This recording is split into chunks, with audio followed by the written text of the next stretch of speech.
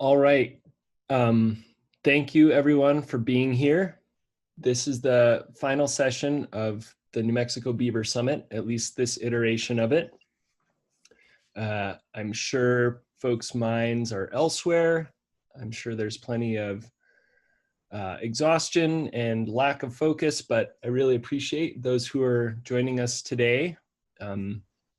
This session is going to be a little different than the three prior ones in that we are going to hear from Mary O'Brien, who I will introduce shortly, but then we're going to devolve or hopefully evolve into more of a question and answer discussion-based format.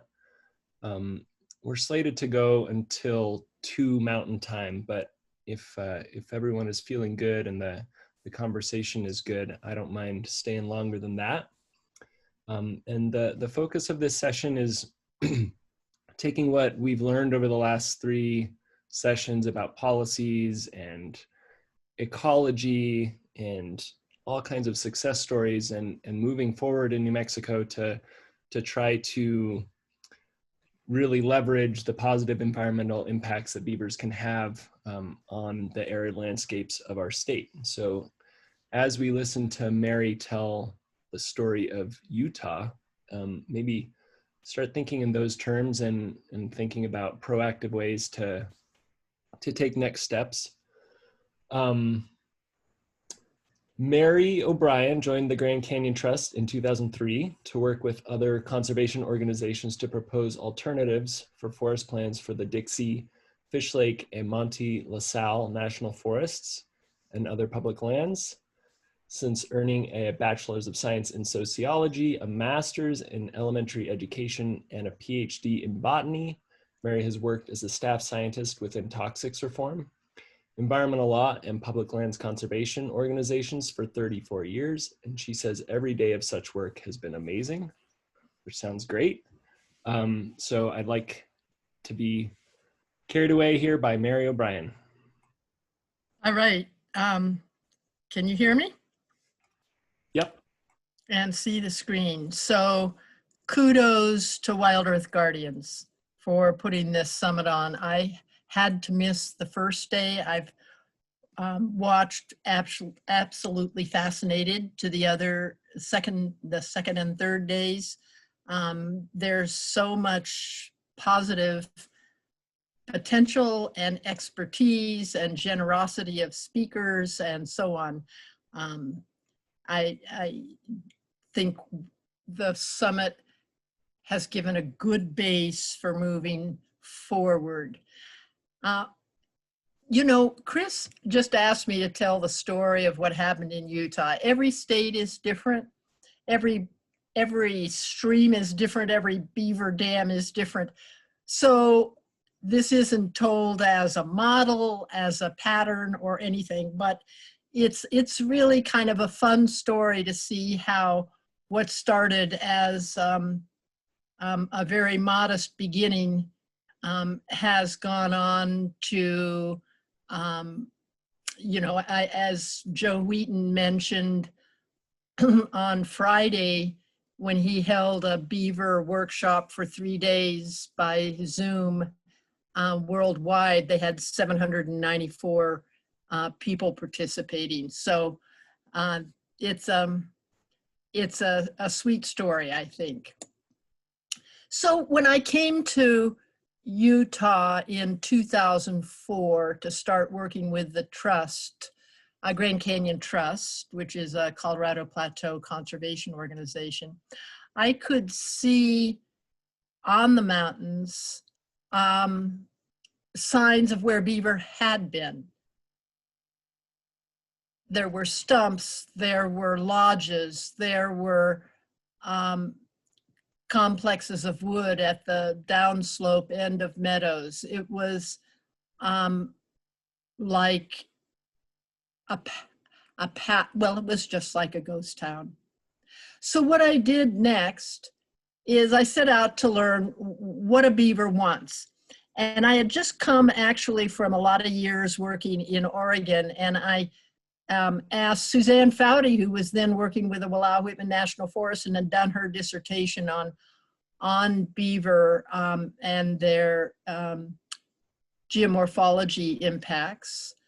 Asked her to come out for 3 days to hike and camp with me, look at areas that supposedly were good for beaver, had beaver. So I wanted to learn all the kinds of signs of what a beaver wanted. The picture on the left is a large exclosure down on 7 Mile Creek, and the other one is at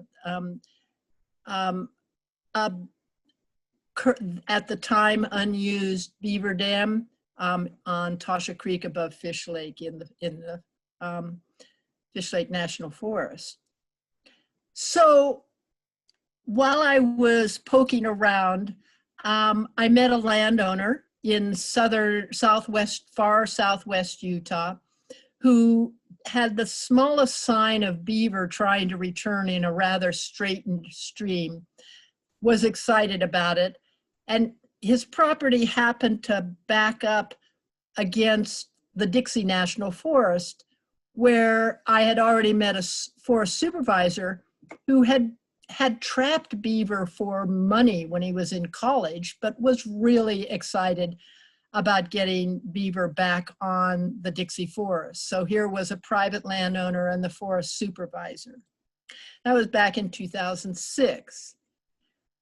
Then I attended actually a workshop on science communication. And while walking with David Malakoff, an NPR Science Writer at the time, I said, you know, it seems to me, this is back in 2007, it seems to me that beaver are kind of an antidote to climate change. They help sub-irrigate meadows, they expand riparian areas, the dams provide speed bumps for floods when the increased precipitation at times comes. They cool the water as it flows underground after being sinking behind dams. And he said, oh my gosh, I'm just finishing a year-long series on climate, and it's been such a downer for people. Again, this is back in 2007. I haven't had a happy segment yet. Let's do one on beaver. So there on the left in this picture is the landowner. On the right is the forest supervisor. I invited Utah Division of Wildlife Resources, a couple of those wildlife biologists to have a chance to be on an NPR program and so on. And that was a great program.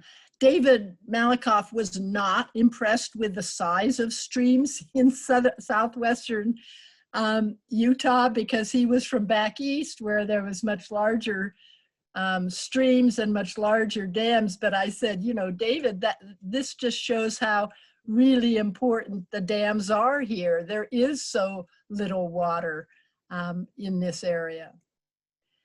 So then I started bugging UDW, the Utah Division of Wildlife Resources, and we were at the time working down here, and this, what I was telling you about, was down here in the southern region. And I went to the state UDWR and said, you know, you got to do a beaver management plan. And they don't usually do management plans for an animal that A, isn't endangered, and B, isn't something that's hunted or trapped so much that they need to do harvest management. And beaver was neither of these, but the state, at the state level, they said, well, let's do it as a pilot project in the southern region. And I'd go to the southern region UDWR and they'd say, oh no, it's gotta be the state. And they went back and forth, and I kept shuttling between them and just getting nowhere on getting either one of them to step up. But then suddenly, and I'll never know the origin of how this came to be, but suddenly one day early in 2009, I get a phone call, and it's from Justin Doling, who's the mammal game coordinator for the state UDWR, and he almost sounded resigned. He said, you know, I've been given orders to come up with a beaver management plan in 6 months. Who do you think ought to be on a beaver advisory committee? And he assembled a small committee, actually, of 8 different kinds of stakeholders: Cattlemen's Association and private landowner. No, there wasn't a private landowner. I got to make that point. Farm Bureau, I was a conservation organization, and so on, and about 4 UDWR people. And here's the very simple agenda for the second meeting. And everyone was, you know, they could come pick up something to eat and then sit down.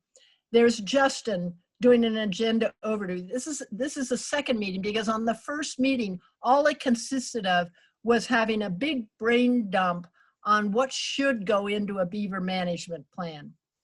And so then between the first meeting and this one, he had put the different brain dump pieces into common theme groupings, said we'll do one each meeting, and we're going to meet every 2 weeks.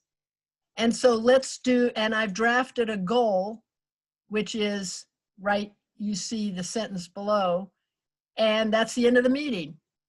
And every 2 weeks, we took on one of these topics: outreach and education, population management, damage management, watershed restoration, and so on. And bam, in 6 meetings, we were done. And what he would do for those meetings is he would, as he in this case had drafted the plan goal, in the next meeting, he would have drafted what should go in as far as outreach and education. And then he was totally non-ownership of it. Everyone could change it, make it shorter, add to it, change it around, and he didn't mind. He just wanted to put out something for everyone. And I've never been in as efficient process as this, but in 8 meetings, the first 2 and these 6, we were done. We had drafted the Beaver Management Plan and consensus. The beaver trapper representative was happy because there was going to be more beaver. I was happy because there was going to be more beaver. Basically, everyone was happy.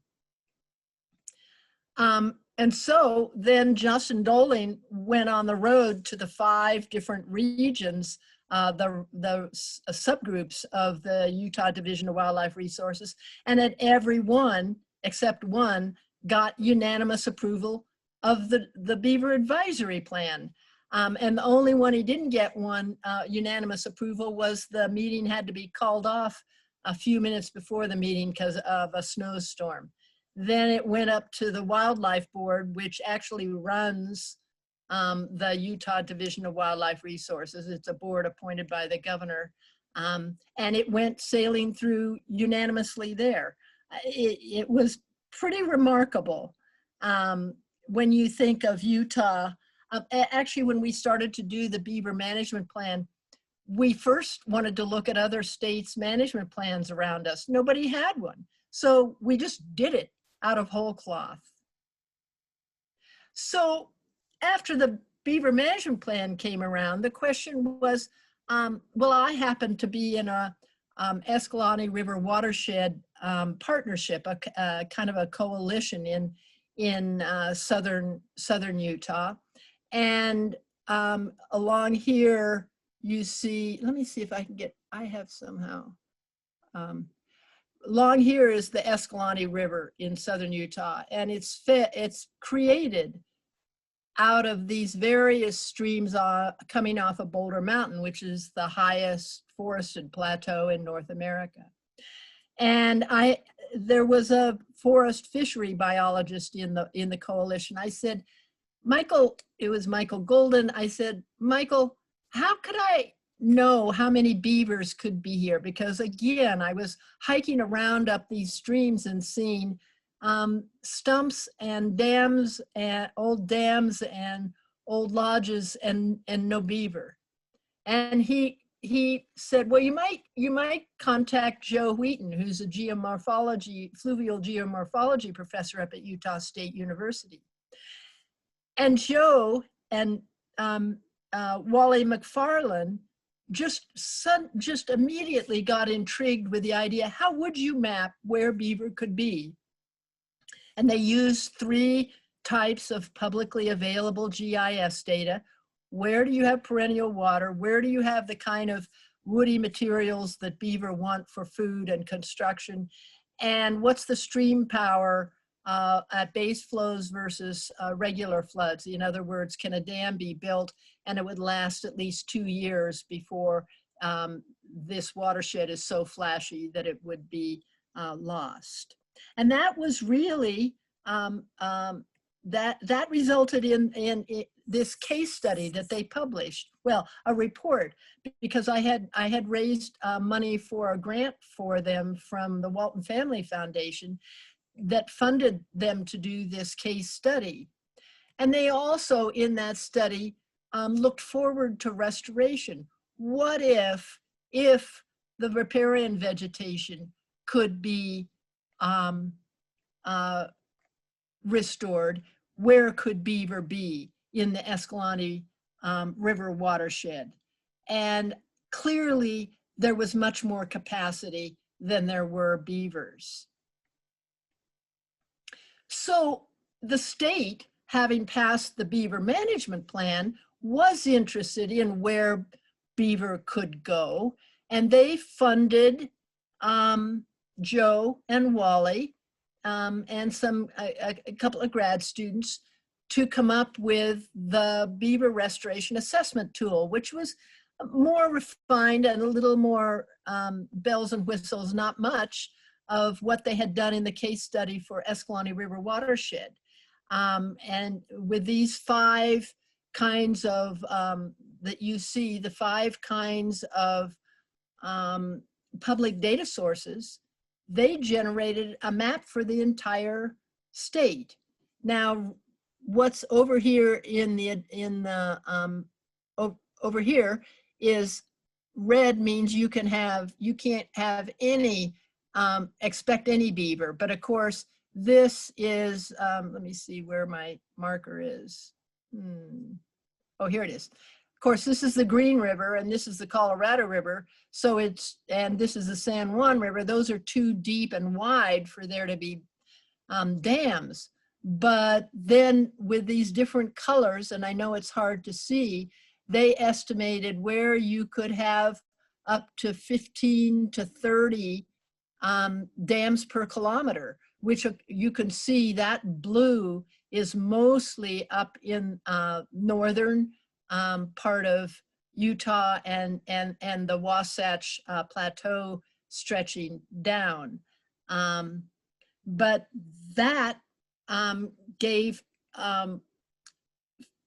agency people an idea of where they could focus moving beaver, because of course that's what the Beaver Management Plan talked about. It talked about you can move beaver rather than killing them when you get a depredation call or nuisance call. You can, of course, use beaver deceivers and pond levelers to control where the water is and so on.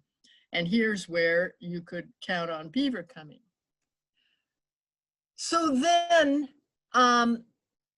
Wally McFarlane and the team kept growing at Utah State University, and they called it the et al. Team, because now there were so many grad students and Joe Wheaton working on it.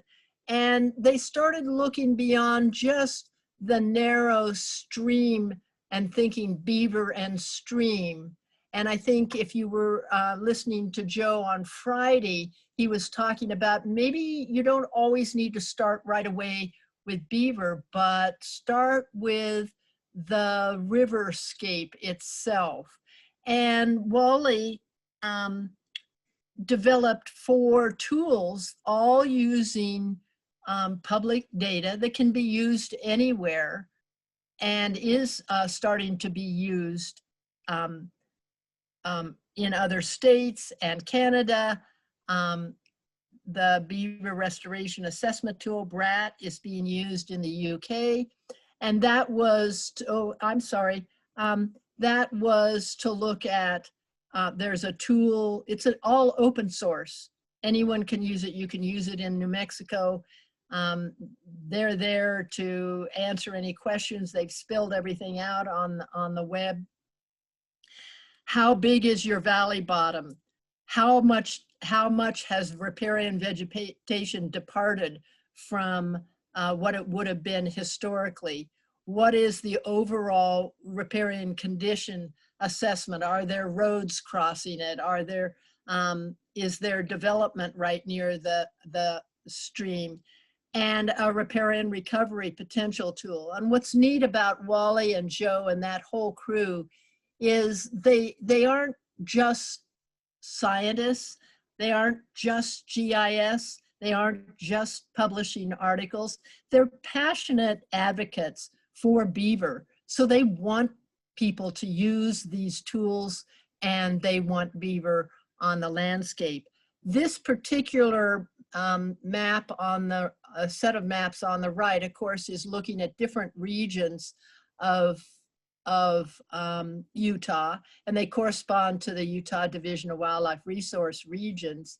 And it's looking at what percent of your stream is in good vegetation condition. And you can see it's very, very low. And then there's slight departure, moderate, and so on. And then the blue is where there really is no floodplain. So you can't be looking at riparian conditions so much. And when you look statewide, of course, the vast majority of the miles of stream miles are confined with no riparian area, and those are unimpacted and those are impacted. But this is what you've got to work with for beaver. And then you want to, of course, look at your riparian recovery potential tool and see which of those can be brought up to good habitat for beaver. So about that time, it's time to revise the Beaver Management Plan. And now you can see it's a color picture on the front cover, not just a black and white drawing. This is going up in style. It was revised in May 2017, and it basically is the same kind of informal, and this is something I want to talk about just briefly later, management plan, but now it's added beaver management zones: unsuitable naturally limited, unsuitable anthropogenically limited, quick return restoration zone, low hanging fruit zone, meaning this is a zone that wouldn't need much recovery before it would be suitable for beaver, long-term restoration zone, living with beaver, that's not the best habitat, and then living with beaver, high value. So it was able to refine for everybody where to go now that you know you can take nuisance, what are called nuisance beavers, or beavers out of situations that people have rendered them a nuisance, or whatever you call it, and make your priority movements and translocations. So in summary, what's good about the Utah Beaver Management Plan? One, it happened. It actually sailed through the Utah Division of Wildlife Resources in Utah. That is not the most known for being the most non-game wildlife conscious outfit. Pretty conservative in Utah, a lot of course, conflict, but this one had no conflict. The tone in the management plan is like, here's opportunities, here's what you can do, here's why beaver are good. It isn't filled with a lot of caveats. They figure you'll run into those caveats and the need for adjusting what happens when you try to move beaver or support beaver, but it's generally positive. It's largely not rigid. And thus, I think this is an important point about it. It allows for people to experiment, try things, fail, try something else. It's not, it's just not rigid. For instance, it doesn't say, well, I'll get to something. It fostered interest in where beaver could be living, so that first the non-governmental organization, when the trust got funding for Utah State University to do the case study, then the state kind of enthusiastically funded them to do a statewide BRAT map. BRAT generated RCAT, the set of riverscape assessment tools. Then it was easily revised. One of the mistakes we made in the original Beaver Management Plan is, with that small group that was Beaver Advisory Task Force, oops, we forgot to have a private landowner. And after the management plan came out, it was like some private landowners wanted to have beaver, and there was nothing about how they could do that. It was all oriented toward public lands, really. So the 2017 Beaver Management Plan just kind of mentioned that the UDWR would be liking to cooperate with private landowners. And it also talked about what had been learned since 2010, what progress had been made about beavers in Utah. And that was kind of it for the revised Beaver Management Plan. And interestingly, you know, as I was rereading it, the revision, I was thinking, you know, it still doesn't have rules about private landowners getting beaver. And I called the current mammal coordinator up at the state this morning. I said, I don't see where the rules are. He says, no, there's no rules. It's just that they do need to cooperate with UDWR. They can't move the beavers on their own, but it's kind of a case-by-case basis. So it's a kind of I think some people might look at the Beaver Management Plan and say it doesn't have enough specifications and so on, but it's working.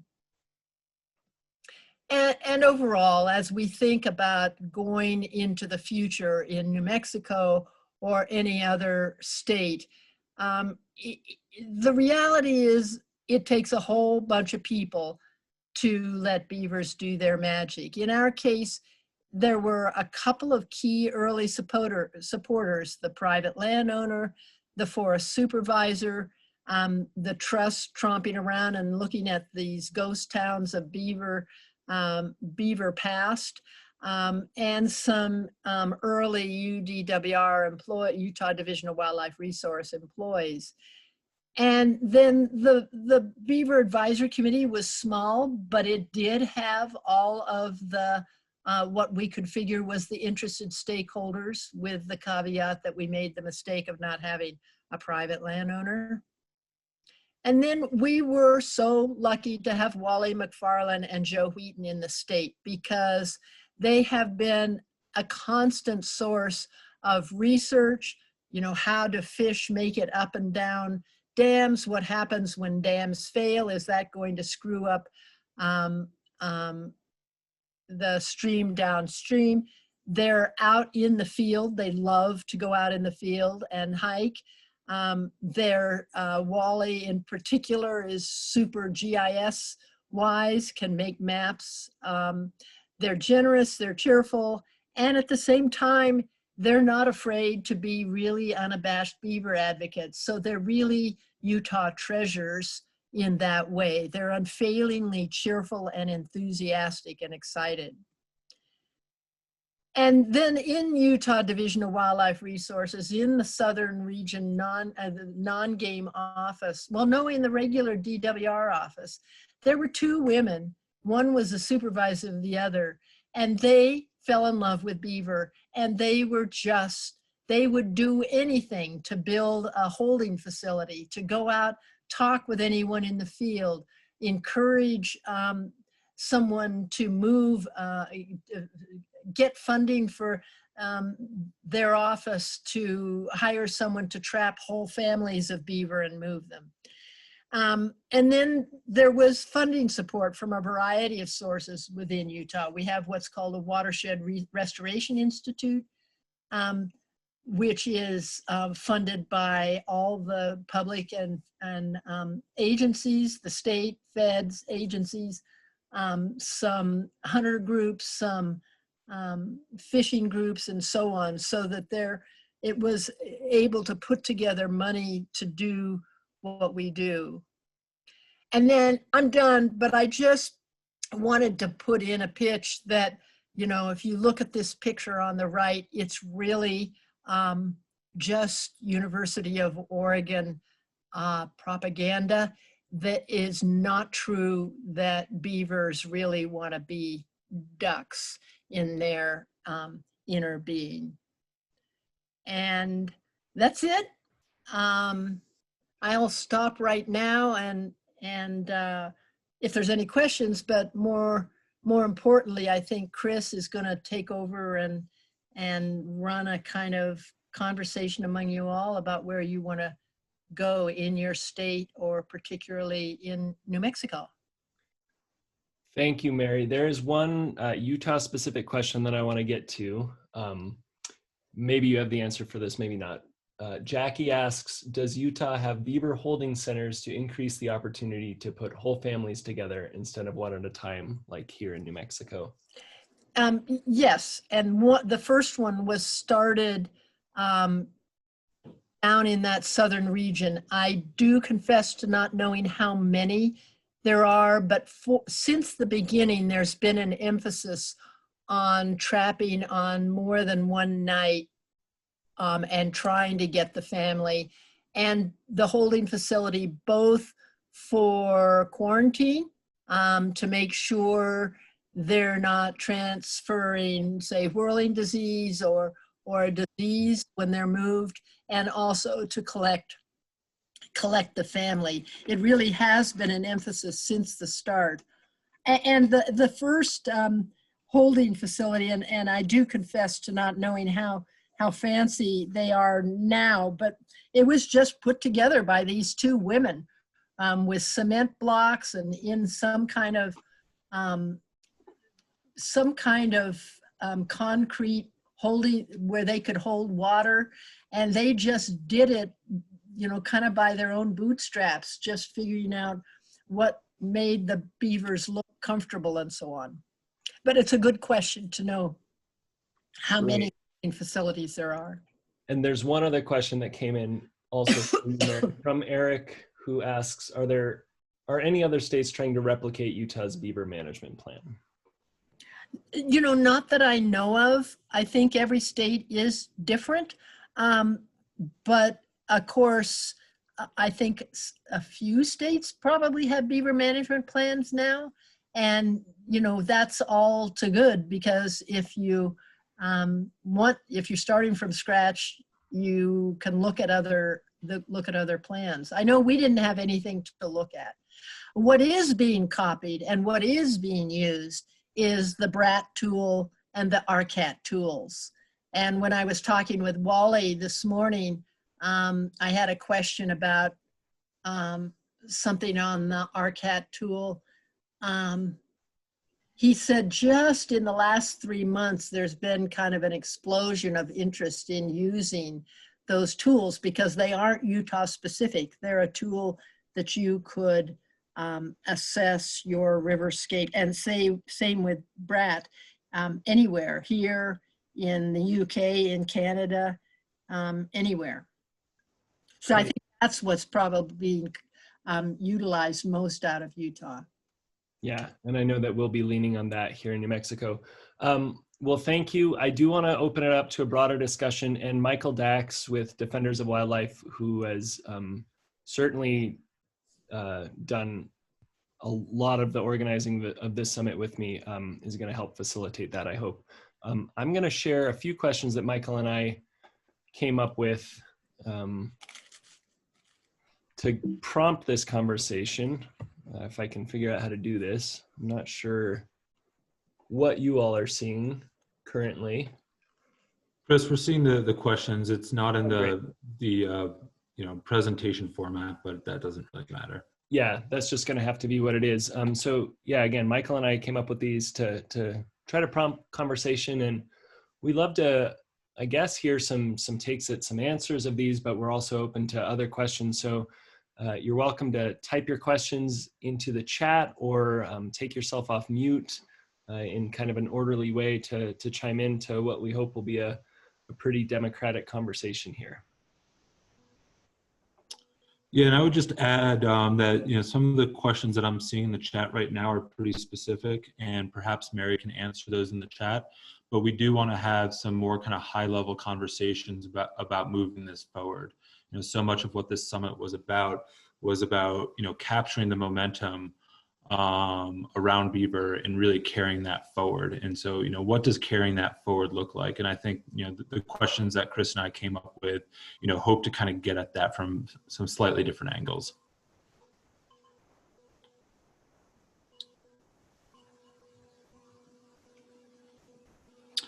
I do see from Melissa for question 3, we missed the Pueblos. And on our second session, we did have Kaiti Blue Sky, who is now a teacher at the Santa Fe Indian School, but formerly worked with Cochiti Pueblo and Tezuki Pueblo. But one thing I will say about that is, Kaiti was very careful to make sure that he made it known that he was speaking from himself. He is a Pueblo member, but he was not representing any tribal governments in speaking for himself. And there are 19 pueblos in New Mexico, and although there may be some overlap in priorities and some overlap in worldview, one thing that is always a challenge that we have to contend with is being careful to understand that just because of some similarities, one group doesn't speak for another. No, we were very happy to have Kaiti, but as we move forward, especially with the statewide plan, we will need much more engagement from Pueblo communities.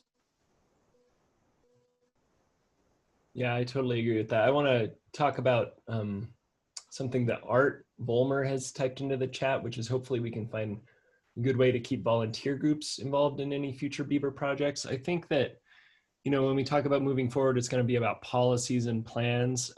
But in order to implement policies and plans, you need funding and people on the ground. And certainly, Art, I think that volunteer beaver believers are going to come into play as New Mexico moves forward, hopefully with beaver restoration. And during one of his presentations, Nick Foreman, who is the small mammal and carnivore program manager for Game and Fish, talked about the need to survey potentially suitable habitat, and also post-monitoring efforts once beavers are released on the ground. So I saw that Sarah Milligan was on the call earlier. I don't know if she's still on the call, but Sarah's with Bandolier, and I believe that now that Scott is moving on, Sarah may be kind of the beaver lead. So Sarah, I don't mean to put you on the spot, but I guess I would ask, do you all have a need for volunteers, or as the Park Service, do you have slightly more resources than, let's say, the Forest Service would when it would come to doing some monitoring once beavers are released in new areas? Well, yeah, I would say we could always use volunteers.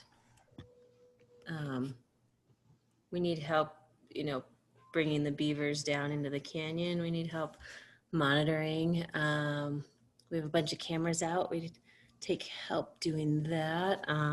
just walking up and down the creek looking for signs. I think we have lots of options for volunteers. Hey, Sarah, do you have a way to kind of collect volunteers who may be, participating in this summit and want to get in touch with you? Easiest is probably just my email, which is just Sarah_Milligan@nps.gov. Sarah with an H. Do you mind if I write that down for folks? Yeah, no, definitely. This is not the most artful way to do this, but yeah, I guess I could type it in the chat too. Oh, there you go. Okay. At nps.gov. Yep. All right.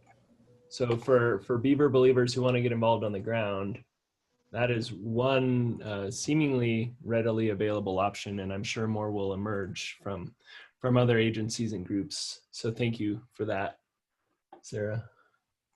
Sure. There's a comment from Bill Zedike here.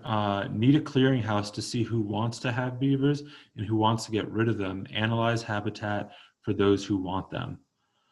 I think that's a great idea. I don't believe anyone from Game and Fish is on the call today, but that's I think as we really kind of ramp up and organize efforts, and right now it seems like most things happening around beaver are slightly opportunistic.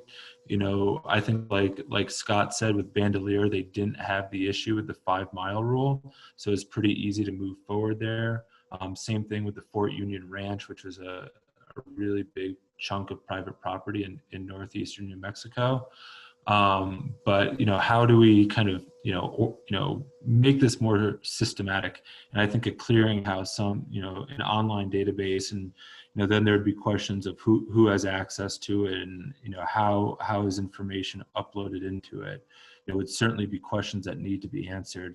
But I think if we could just get to that spot of agreeing in principle to the idea of a clearinghouse like that, could be really helpful. And one thing that Nick had kind of pointed out in his presentation is you don't really want to be taking beavers all over the state.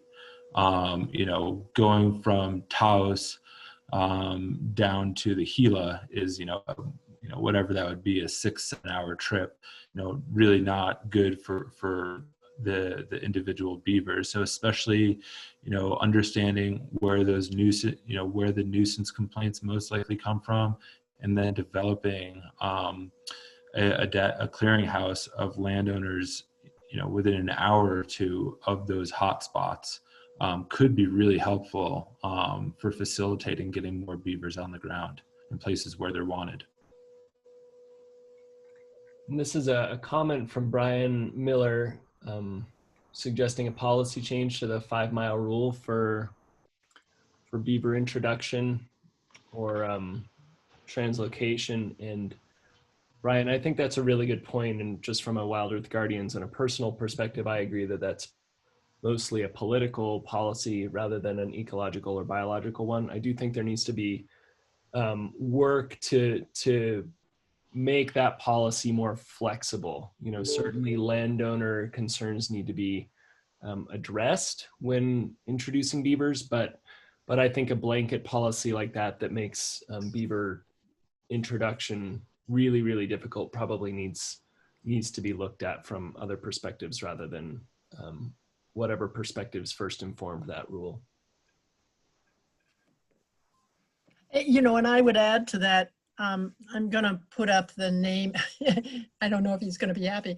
I'm going to put up the name of a person in the UDWR in Utah that you might contact and ask about how has it, or perhaps Wild Earth Guardians could do that themselves and let people know about it. But to ask, how has it worked out in terms of when private landowners wanted beaver? I know one of the first cases that came up was Walmart in their near their parking lot up somewhere in northern Utah. had beaver in a stream and they wanted to keep them there and wanted to, help with habitat restoration so they'd be there, and it was a private land kind of situation. So I would suggest asking Utah how it has worked, because there is no rigid rule like that in Utah. And I think that's important, because that 5 mile up and down plus the tributaries really probably discourages people from even thinking about restoring beaver on their land.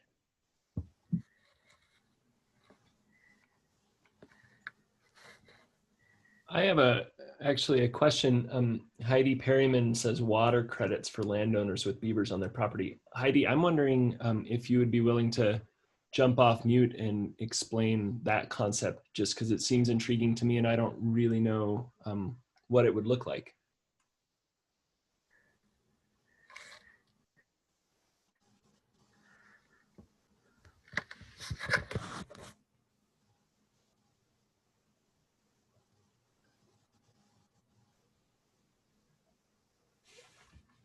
She says she can't go off mute. Oh, let me. Can you unmute her, Chris? I can try. Let me see what I can do. You should be able to go off mute, Heidi, but if you can't, then no worries. Yeah, I don't know what's going on.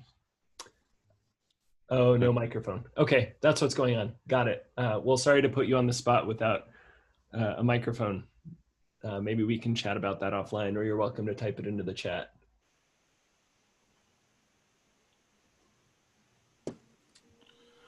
So I saw one comment that was saying, strong support for moving forward with a statewide plan. Art had the comment about engaging volunteers and citizen scientists, which I think is really good. But at the bottom, we have the question, what steps do people see as most immediate and impactful? So are there other ideas out there about, what sort of next steps are most appealing to all of you?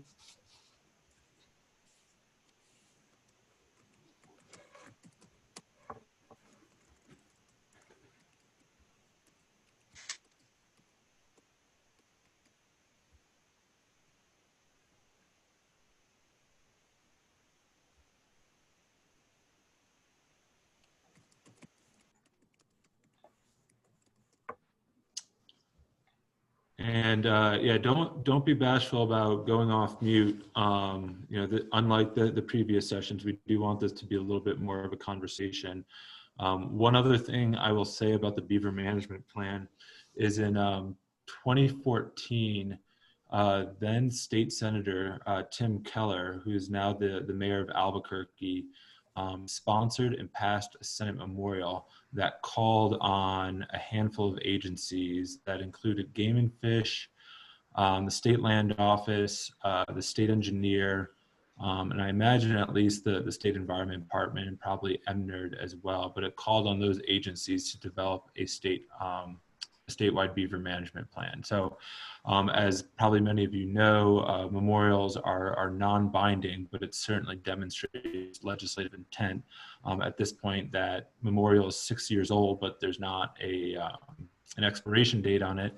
So there's at least some, in theory, we have a point of leverage to kind of dust off that memorial and remind those agencies that this was once a policy that the legislature requested. I see a good next step from Carrie Paris from Game and Fish, and I really like this idea, and I like where it's coming from in terms of the State Wildlife Agency, which is, state or federal published brochure to highlight the benefits of beavers to watersheds. And I think that would be really helpful. NGOs like Animal Protection of New Mexico have published those brochures, and other groups have too, but I think coming from a state or federal agency, they carry a little more authority, and they'll be accepted by a wider audience. So I think that's a great idea, Carrie. Chris? One possibility is, again, because there's more interest now, you don't have to start at ground zero. I know UDWR published they asked actually the Grand Canyon Trust to write out a beaver paper, one of their wildlife series. I think different states probably already have some good material you could copy from. Because beaver are becoming more increasingly recognized as a partial buffer on climate change, and there's films out, there's materials out, you're in a good position, I think, to copy from other state agencies. Probably no one's worried about plagiarism very much on this one. Yeah, thanks, Mary. And Carrie just showed in the chat a start from Game and Fish. So thanks for that, Carrie. I heard Jerry Black trying to chime in, I think. Yeah, can you hear me, Chris? Yeah. Oh, okay. All right. Has anybody ever done any studies on what the water that is stored in beaver ponds and streams is worth monetarily to, like, say, ranchers? And that water is worth a lot of money. And I'm wondering, has anybody ever taken a shot at that?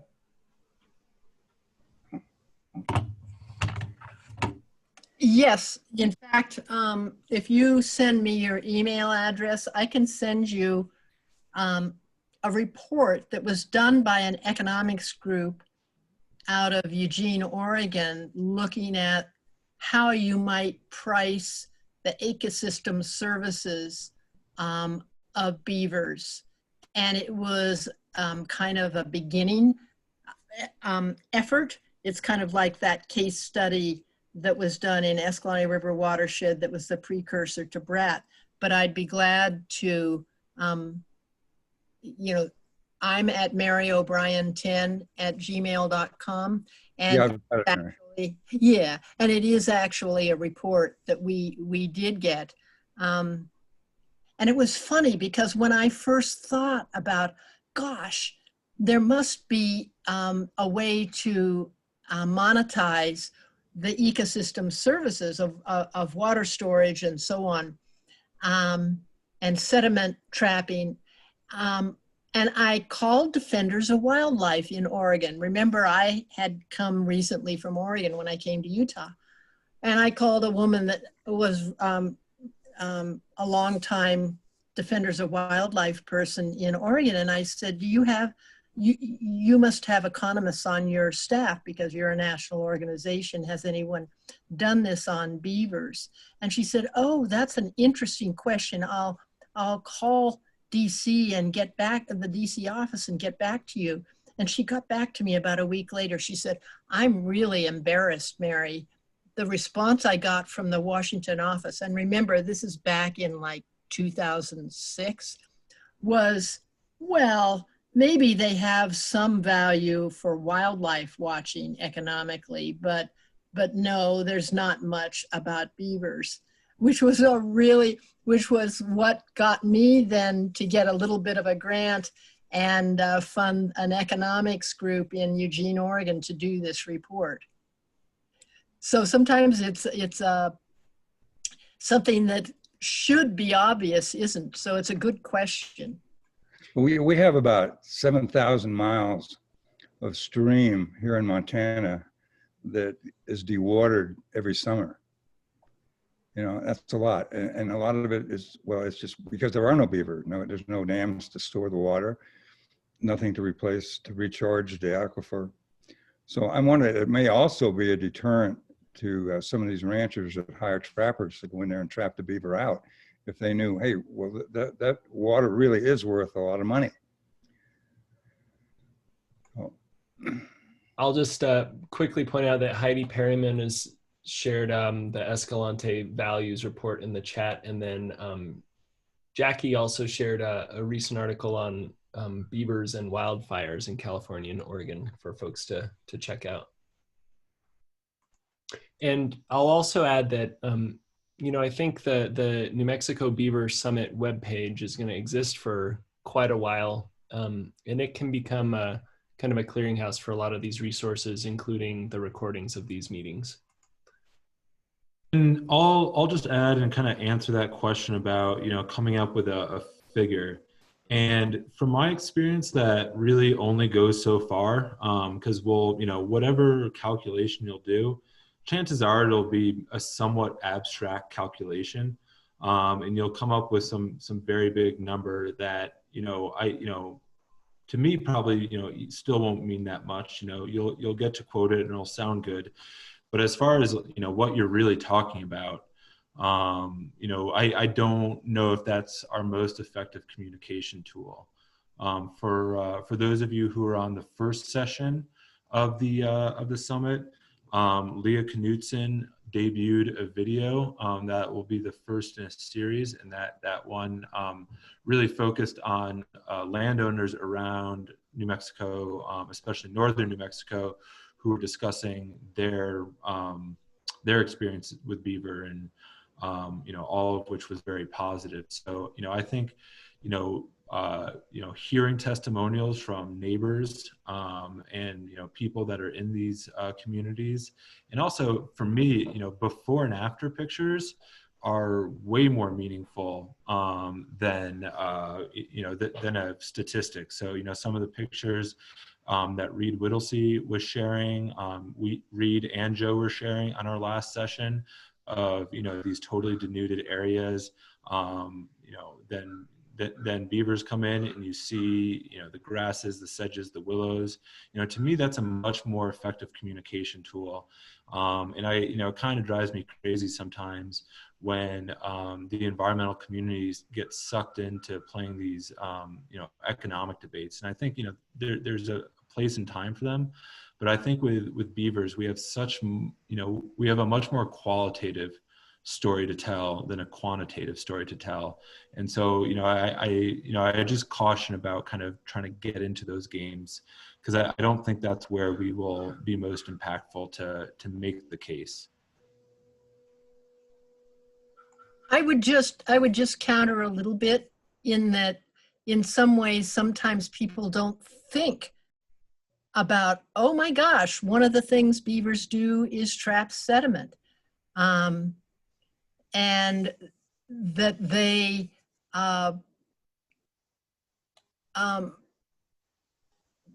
really save restoration of streams from being dug out by deep forces of floods. And I think sometimes when you look at some of the connections with economics and don't get particularly hung up on the exact dollar amount, but the fact that the beavers do have an economic impact by some impact that people don't ordinarily think of.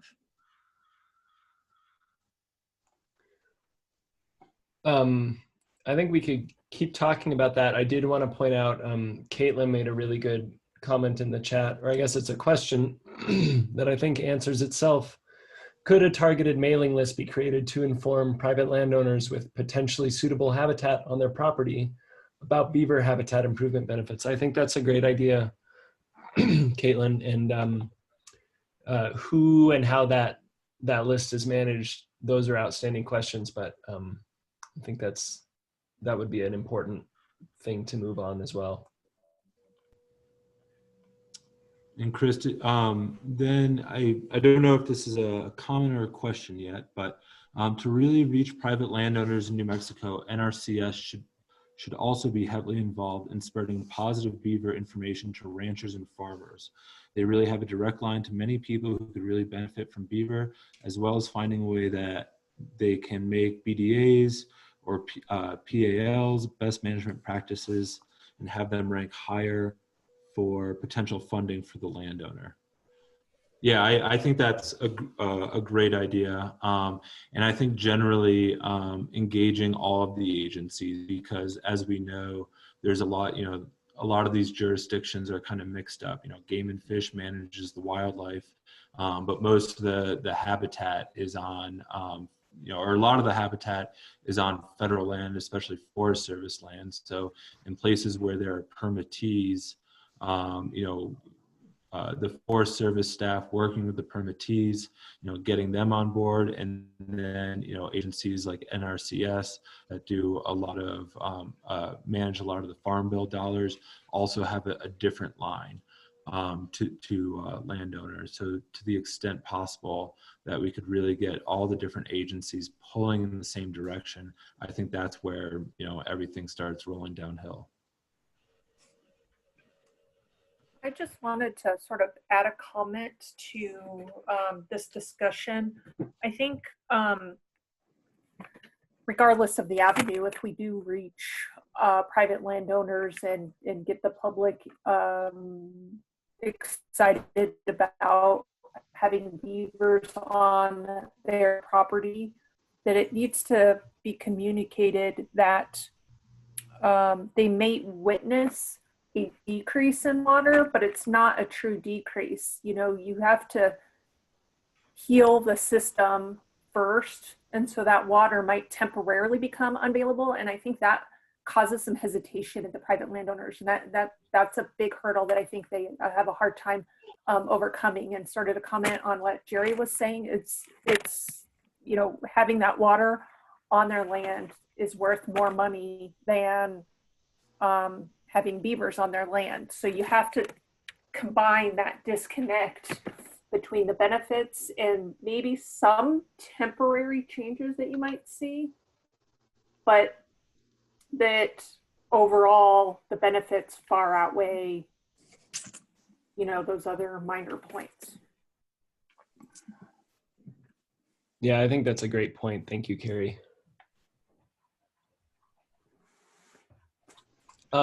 Well, it's just a little after 2 here, and happy to keep this going, but it does seem to be kind of trickling down. So I'd welcome any kind of last thoughts or questions.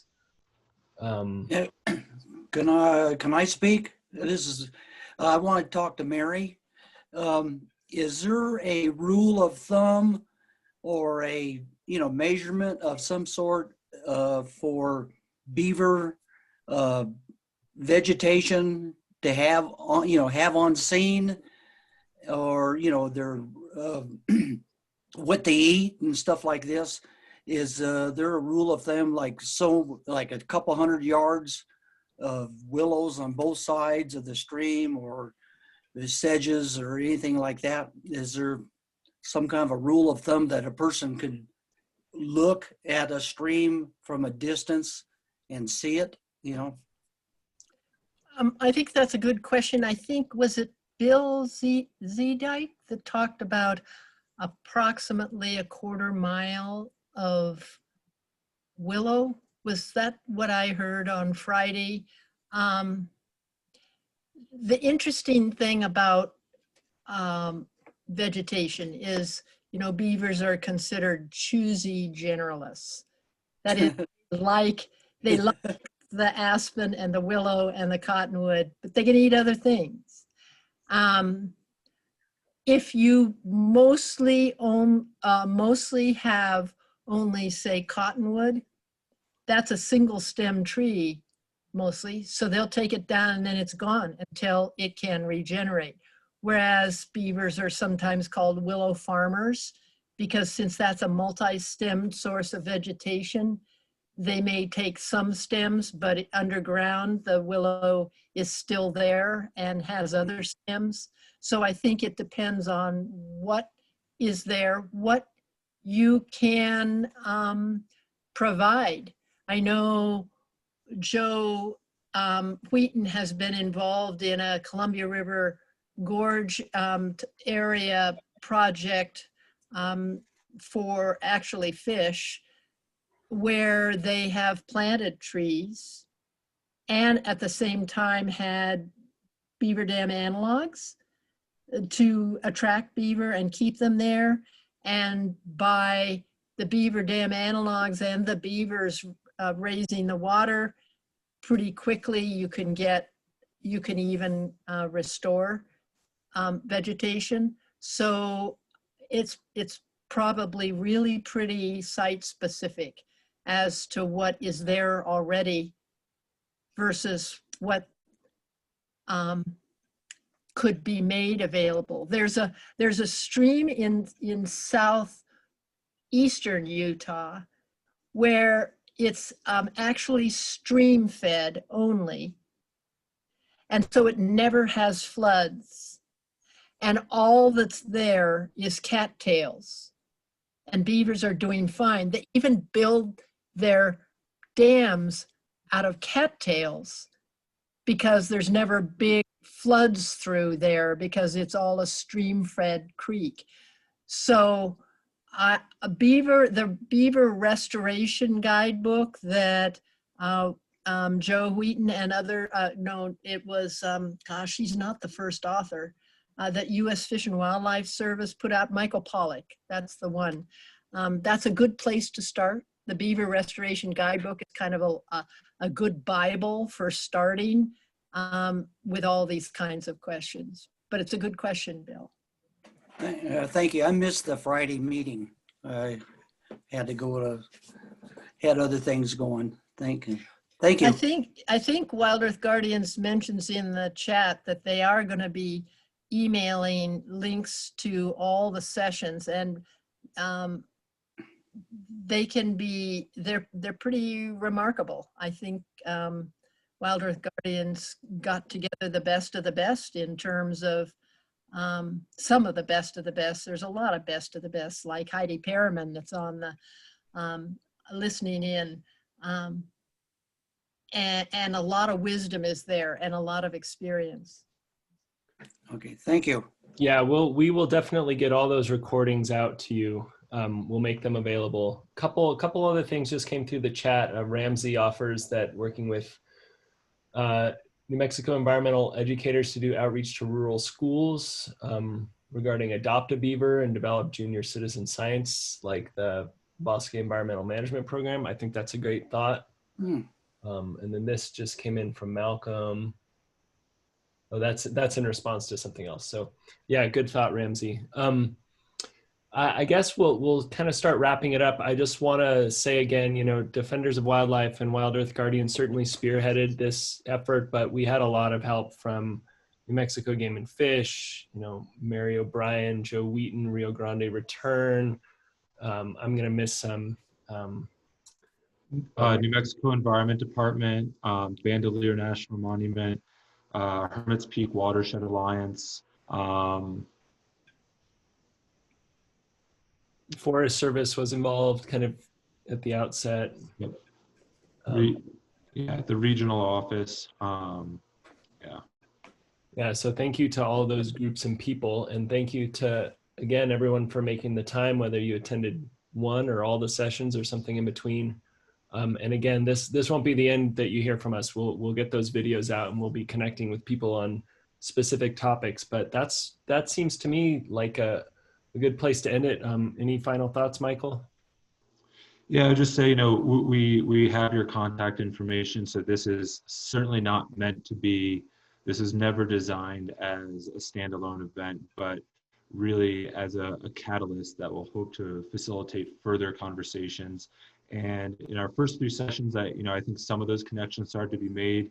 You know, we've made a lot more today. There've been a lot of good ideas that you have all brought up in the chat. And now the question is, you know, how do we bring all the right people together to make them happen? Yeah. And, you know, for those of you who are really enthusiastic and really want to, you know, just take this ball and run with it, please feel free to reach out to either Chris or me. I put my email address in the chat a little while ago, so you can scroll up a little bit. If you don't have Chris's email already, Chris just put his information in the chat. I'll also just say, as a quick aside, I've seen some folks from Colorado active in the chat, and now that he's off the call, I can volunteer my colleague Aaron Hall who was a panelist on our first session. So ahall@defenders.org. I'm sure he works on a lot of beaver issues, and he would be the person to contact. And I'm sure he's already starting to think about next steps as well. But there have been a lot of faces and names that I've seen on every single one of our calls.